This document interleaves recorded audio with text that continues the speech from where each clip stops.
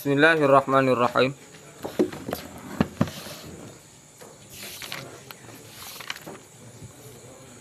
Qul yu'adul jismu bitahqiqi an adamin wakila an tafriki. Qul, katakan olehmu, maknanya adalah i'tikad olehmu. Wa qul, maknanya adalah i'tikad olehmu. Katakan olehmu sesuatu yang sesuai dengan i'tikad. Yu'adu, dikembalikan jismu akan tubuh bitahqiqi dengan tahqiq. Dengan tahqiq. Tahqiq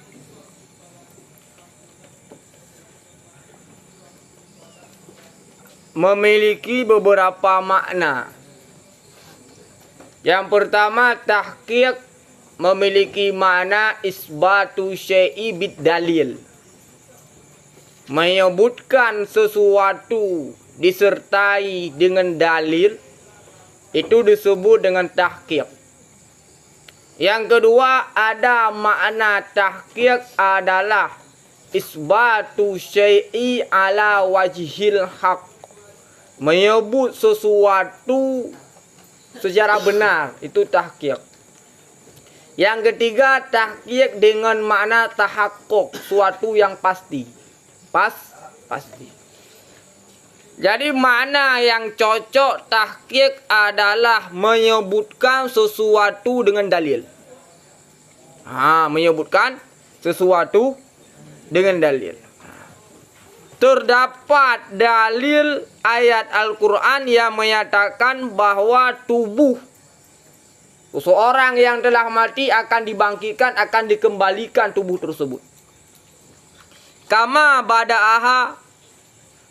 bada'akum ta'udun. Sebagaimana Allah menciptakan kamu, memulai penciptaan kamu, maka seperti itulah Allah akan mengembalikan kamu.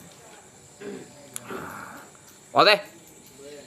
Jadi jasad yang telah hancur tersebut akan dikembalikan oleh Allah Subhanahu wa taala bitahqiq. Itu terdapat dalil-dalil yang menyatakan bahwa tubuh jasad seseorang akan dikembalikan. Jismu. An adamen, daripada ketiadaan. Wakila, dan dikatakan orang antafriki, daripada terpisah-pisah. Daripada uraian, daripada terurai. Jadi tafriq tersebut adalah maknanya terpisah-pisah. Jadi tubuh seorang manusia, bentuk budaya yang adalah tersusun daripada komponen-komponen yang sangat kecil. Komponen yang sangat kecil. Komponen yang sangat kecil dalam bahasa Arab itu disebut dengan jauhar farad. Jauhar farad adalah komponen terkecil yang tidak dapat dibagikan lagi, itulah jauhar farad. Atau dalam istilah fisika disebut dengan atom. Atom adalah partikel terkecil yang tidak dapat terbagi lagi, tersusun daripada proton, elektron dan neutron. Mana?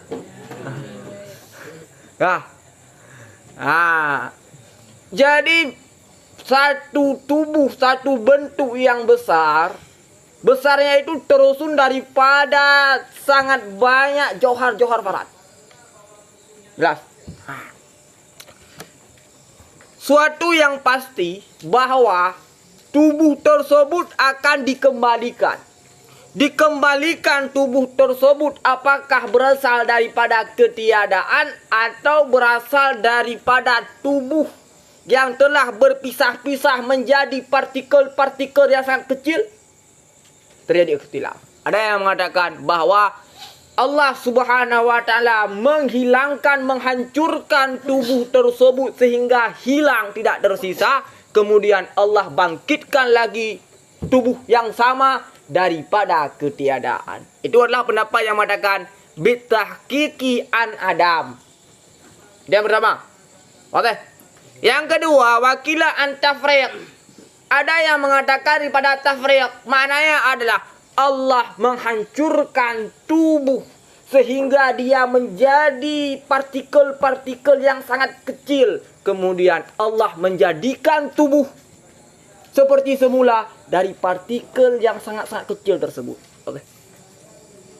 Terdapat dua pendapat. Yang pasti tubuh dikembalikan. Apakah dikembalikan daripada ketiadaan atau dikembalikan daripada juzuk-juzuk, bagian-bagian yang sudah terpisah menjadi bagian sangat kecil? Terdapat ikhtilaf.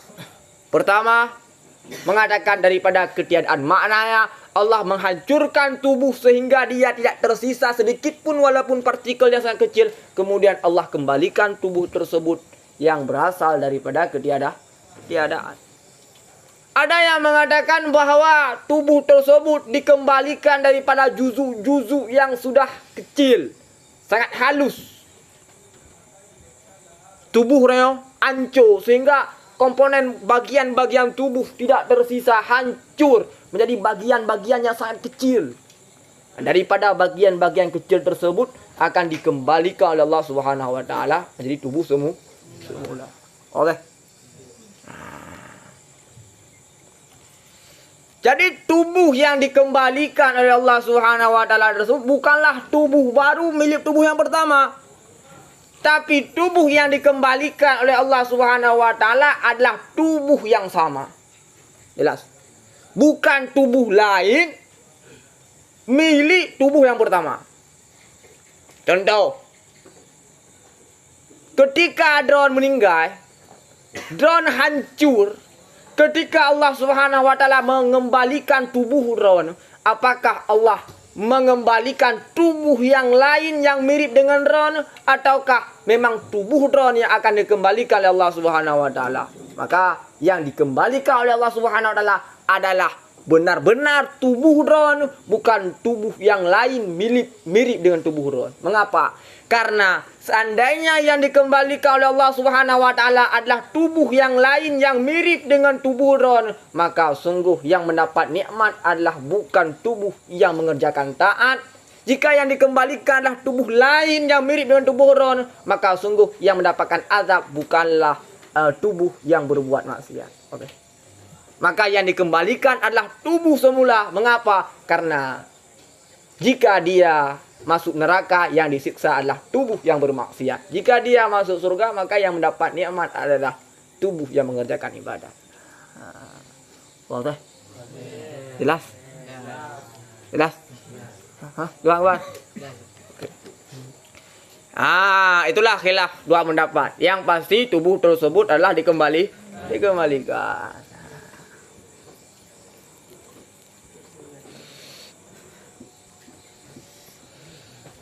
Mami yang gedenya mupak honda cium hidung. Dengan tubuh cium hidung yang aku kembalikan. Gedenya kedua ke penjara tengok. Dulu ada seorang nenek datang kepada Nabi mengatakan, "Ya Rasulullah, saya ini sudah tua, apakah saya akan masuk surga?" Nabi menjawab, "Orang tua tidak akan masuk surga." Jadi jangan terbayang bahwa Nabi serius. Tak terbayang Nabi serius. Nabi nasi lelucon. Bercanda. Ketika ada orang tua, "Ya Rasulullah, lu yang tua, apakah lu teman surga?" Nabi menjawab, "Orang tua tidak akan masuk surga." Mengapa? Karena yang masuk surga pasti muda semua.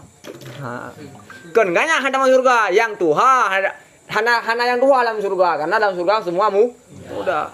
Jadi jangan terbayang bahwa Nabi itu serius lebih. Nasi serius. Kanan. Mahdaini tersebut adalah sifat bagi Adam dan sifat bagi tafriq. Oke. Mahdaini adalah sifat bagi Adam dan sifat bagi tafriq. Maknanya Allah akan mengembalikan tubuh semula yang berasal daripada ketiadaan yang semata-mata. Maknanya tidak tersisa. Berasal daripada ketiadaan yang memang tidak tersisa sedikit pun. Itulah Adam semata-mata. Tafrid semata-mata maknanya adalah dari juzu yang sangat kecil yang tidak pernah menyatu dengan juzu yang lain. Dia akan terpisah. Juzu yang paling kecil akan berpisah dengan juzu yang paling kecil yang lain. Tidak terdapat melekat antara satu juzu dengan juzu yang lain. Jelas. Tubuh orang jika dipecah menjadi ukuran yang sangat kecil, maka dia akan menjadi bagian-bagian, mungkin sampai kepada miliaran bagian. Ini terpecah kepada ukuran, dan jadikan bagian-bagian yang sangat kecil, maka tubuh udahnya sampai kepada miliaran makan ukuran. Jadi Allah mengembalikan tubuh tersebut yang berasal daripada juzu yang paling kecil, yang tingkat kekecilan yang tidak dapat dikecilkan lagi, tidak pernah bersatu dengan juzu yang lain. Itulah makna tafriq mahdha ini. Oleh jelas. Lakin akan tetapi khilaf isim isyarah. Bermula ini badal. Yang ini khilaf khussa. Itu dikhususkan akannya khilaf bil anbiya, dengan para nabi-nabi. Waman alaihim nussa, dan siman-siman yang sabit man dan siman-siman alaihim, di atas mereka itu dinaskan. Ya, dinaskan. Nusa dinaskan. Akan tetapi bermula ini khilaf khussa, itu dikhususkan akannya khilaf bil anbiya, dengan para nabi-nabi, waman dan siman-siman nusa alaihim. Siman-siman nusa alaihim, yang dinaskan, yang didatangkan dalil alaihim di atas mereka itu. Maknanya khilafiyah yang terjadi, apakah dibangkitkan kembali dari ketiadaan ataukah dibangkitkan lagi berasal daripada terpisah-pisah, itu hanya berlaku pada selain para nabi-nabi dan selain orang-orang yang terdapat dalil syariat yang menyatakan bahwa jasad mereka kekal. Jadi jasad para nabi bukan dibangkitkan daripada ketiadaan. Jasad para nabi bukan dibangkitkan daripada terpisah-pisah. Mengapa? Karena jasad para nabi tidak dimakan oleh usia. Maka kekal. Tidak akan hancur jasad para nabi. Akan hancur jasad para nabi. Jadi khilafiyah yang terjadi, apakah dibangkitkan daripada ketiadaan ataukah dibangkitkan daripada terpisah-pisah, itu hanya berlaku pada orang-orang biasa, bukan pada nabi.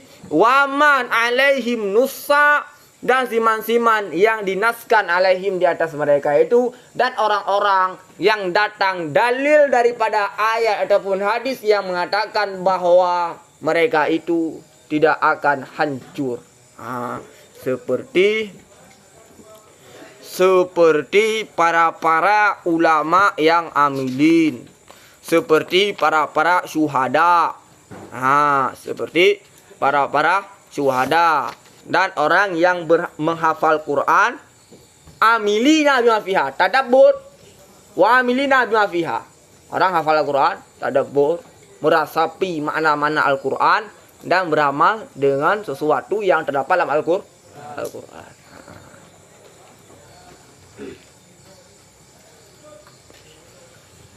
Oke, kanan.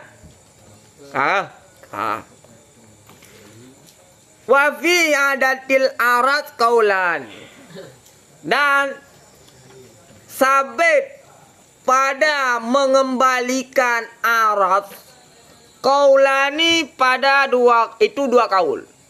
Dan sabit pada mengembalikan arat qaulani, itu dua kaul. Qaulani itu dua kaul. Juga terdapat ikhtilaf para ulama tentang pengembalian aras. Apa aras? Aras adalah maqama bil jauhar atau maqama bil jismi. Sesuatu yang terdapat pada jisim, itulah yang dinamakan aras. Oke. Jisim itu apa? Jisim adalah sesuatu yang mengambil kekosongan, itulah jisim. Berarti jisim. Sesuatu yang mengambil kekosongan. Apakah Allah itu jisim? Tidak. Mengapa? Karena zat Allah tidak mengambil kekosongan. Contoh. Kan firak mauhum. Istilahnya firak mauhum. Jadi ini kosong lah. Kosong. Secara zahir kosong, tapi sebenarnya ini tidak kosong karena ini diisi oleh udara. Ini dinamakan dengan firak mauhum. Ketika saya menempatkan iya darah di sini, maka iya darah mengambil kekosongan UB ukuran roy. Oke. Jadi sesuatu yang mengambil kekosongan tersebut dinamakan jisim. Jisim adalah sesuatu yang mengambil kekosongan. Jisim. Sesuatu yang mengambil kekosongan. Itu jisim, jismon.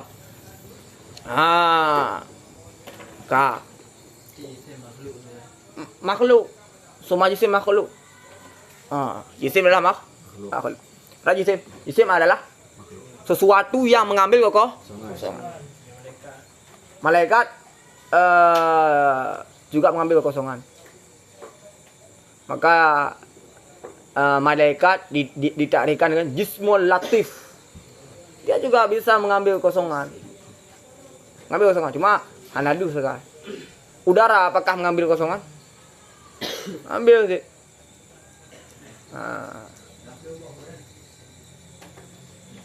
Maka malaikat ditafsirkan dengan jismon latif. Mengapa jismon? Karena malaikat juga mengambil kekosongan. Latif, dia tidak nampak, tembus.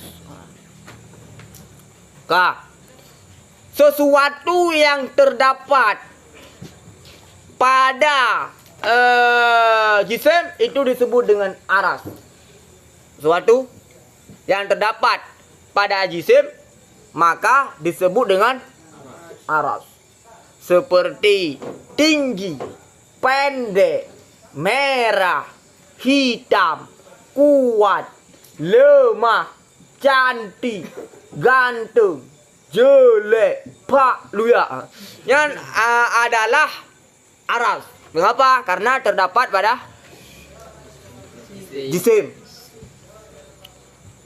Apakah kudrah Allah sah dikatakan aras atau tidak? Tidak. Mengapa? Karena sifat kudrah Allah adalah satu perkara yang terdapat pada zat yang bukan jisim. Suatu perkara yang terdapat pada zat yang bukan jisim maka tidak sah dinamakan dengan aras. Maka ada aradallah yang ada sifatullah. Mengapa tidak dikatakan aras kepada Allah? Karena aras adalah sesuatu yang berdiri pada jisim. Jisim adalah sesuatu yang mengambil tempat. Allah tidak mengambil tempat, sama dengan Allah tidak sah dikatakan jisim. Ketika Allah tidak sah dikatakan jisim, maka apa saja yang berdiri yang terdapat pada zat Allah tidak sah dikatakan sebagai aras. Oke?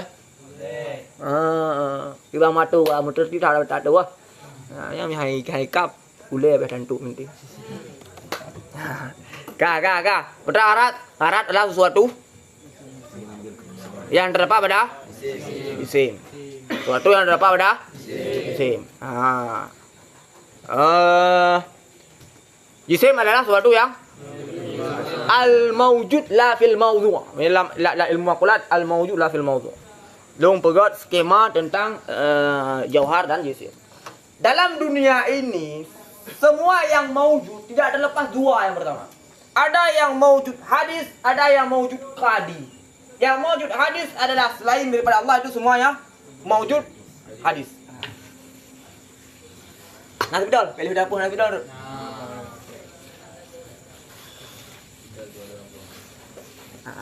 Jadi yang lu jelaskannya adalah di atas pendapat falasifah, sebagian di atas pendapat falasifah, sebagian di atas pendapat Asy'ariyah. Al-mawjud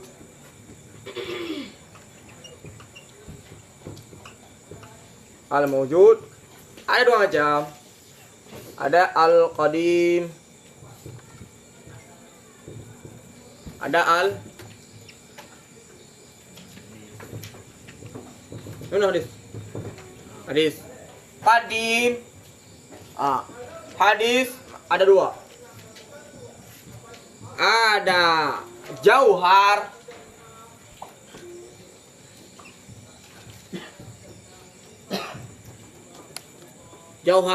ada arad.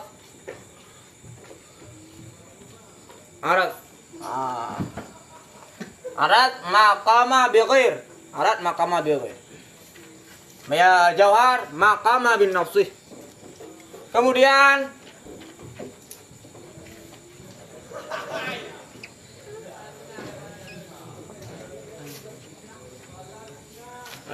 jauhar ada jauhar farad.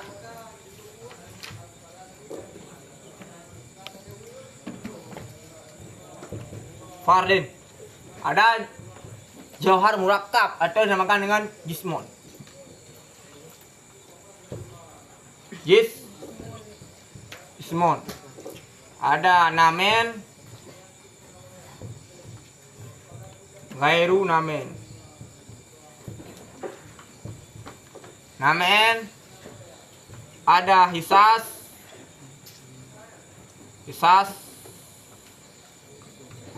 ada ghairu hisas.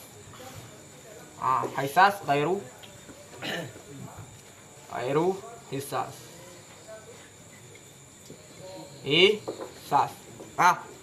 Oleh arad ada arad nisbi.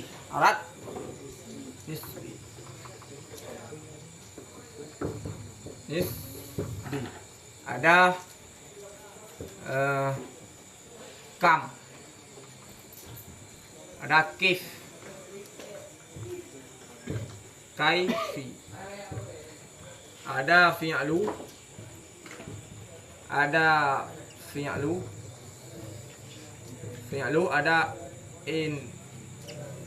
infial, ada milku, ada ada aina, ada mata, ada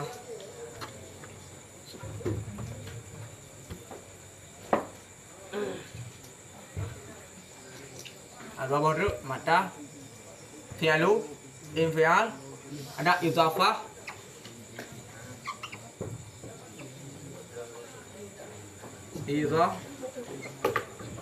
ada idhafah, baru idhafah, mata, aina, milku, infial, fi'li dan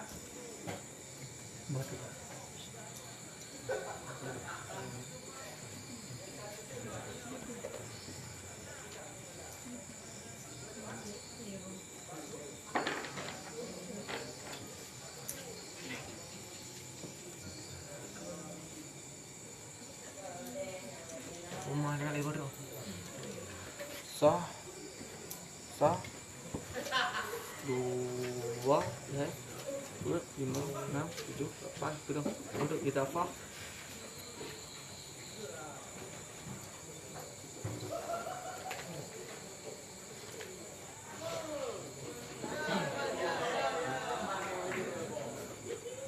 ini adalah sedikit saja.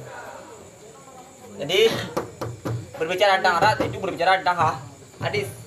Berbicara tentang arat, berbicara tentang hadis. Bukan berbicara tentang qadim. Oke.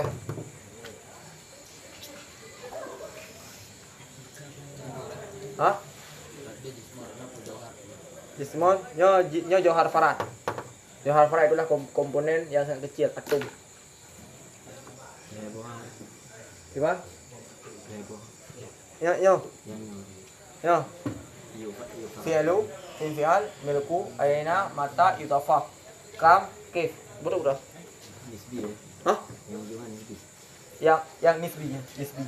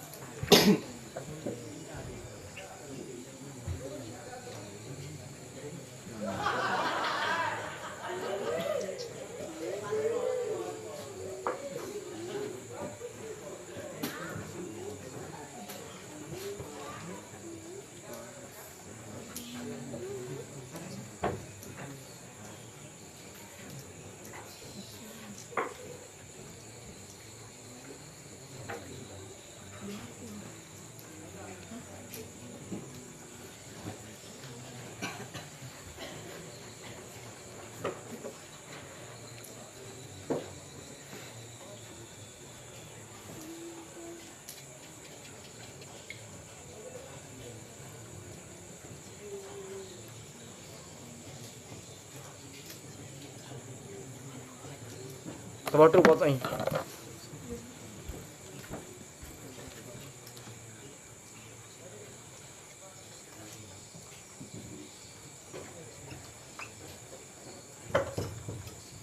Buat ni. Otak. Belih kalau kule. Warujiha i'adatul ayani dan dirajehkan, dikuatkan akan dikembalikan akan ayan. Ayan maknanya adalah ciri khas. Terdiri in. Maknanya adalah yang kuat adalah yang dikembalikan adalah arat dasar. Jadi contoh je Putra. Ketika dikembalikan tubuh drone, sifat hitam tersebut, arat hitam tersebut, apakah hitam yang baru ataukah hitam yang lama? Hitam yang lama. Bukan hitam yang baru. Ketika dikembalikan ganteng tersebut adalah ganteng yang lama atau ganteng yang baru? Tetap ganteng yang lama. Oke. Ketika dikembalikan tinggi, apakah tinggi yang baru ataukah tinggi yang lama? Tinggi yang lama. Ada istilah. Ada yang mengatakan bahwa tubuh yang sama tapi sifat-sifat yang berbeda. Tubuh yang sama tapi ganteng bukan ganteng yang sama. Jelas? Wallahu a'lam bishawab. Ilahi marji'ul. Atenan?